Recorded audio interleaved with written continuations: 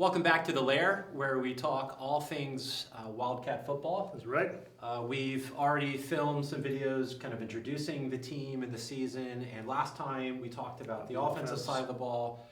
So this time we'd like to turn our attention to the defensive side of the ball. And last year's team, though we talked about the prolific offense they had, really in a lot of ways was marked by a successful defense. A very opportunistic defense, but even with getting all the turnovers and things of that nature, one thing about this is the stat sheet doesn't lie. This was in terms of points per game with 14.9 and also yards per game coming in just a tick over 210 yards.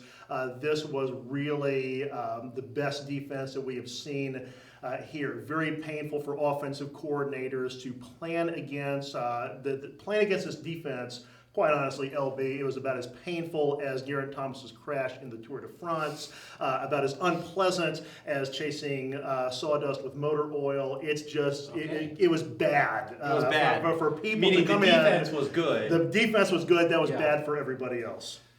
But of course, while they were very successful on this side of the ball, there is a larger quotient of change. Yes, we have several senior starters that we've lost. We had several that went down during the season, but we lost both of our defensive ends to graduation in Becker and Mundorf, and Justin Creighton, who of course was a rock in the middle of that line. We lost Miller and Weston in the outside linebacker position, and we had Eamon Kerr back in the secondary. So a lot of names have moved on. Yes. But of all those names, really two of them, as we said earlier, stand out. Justin and Weston were huge parts.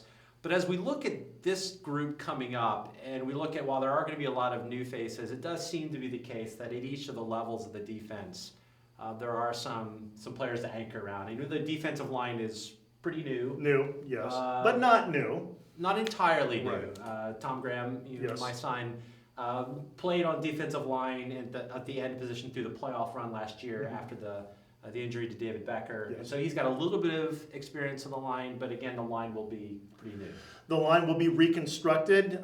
We do have Tom going in there, but the individuals who are playing the majority of the snaps throughout camp, practice, what we anticipate coming up, have been delighting the coaches very much. I think what the words we keep getting are eager to learn, eager to please. That's a nice attitude. So I think that's going to make the coaches and fans very happy. And when we move back a layer to the linebacking core, we do have experience there as well. Connor Hoffenrichter, you anchored that linebacker core in the middle last year. And June Sock played with him in the playoff run, so we've got the internal part of that linebacker core returning. Right, and with Connor and with June Sock both, you have people who are in the system, and even if they're not starting, even if you don't have the snaps and the game experience, just by virtue of being in the system and understanding what the coaches want in their snap after snap, really makes a big difference. Because what a lot of people who don't play football maybe don't recognize is it's not just about your athletic ability. Yes. There's an awful lot of assignments you've got to keep. This is where this is where I go, and that it's helpful to have that experience. Yes, both for experience, but also depending on which offenses you play during the year. If you're playing an option offense, you have a specific assignment as the linebacker. If it's a spread offense, it's a totally different assignment. So the ability to be that fluid and to be that improvisational, we might say, is going to be a must. It's going to be very exciting to see how this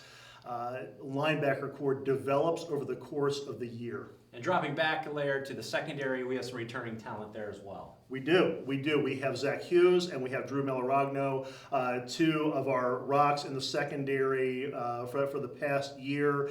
And this is going to be one area where we especially want good health and no injuries. We remember we had to make some changes when Drew went down with a concussion last year in the playoffs.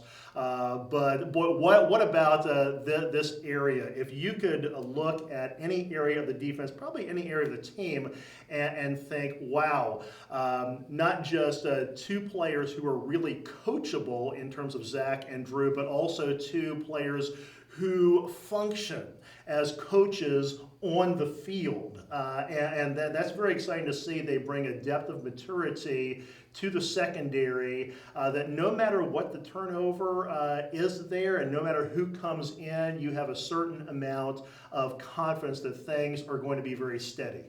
So again, a year with a lot of change, but there are some key returning components, and hopefully we'll see good things from our defense again this year. And I think we will. Thank you for joining us, and next time we'll come and we'll talk about the often forgotten but very important element of special teams.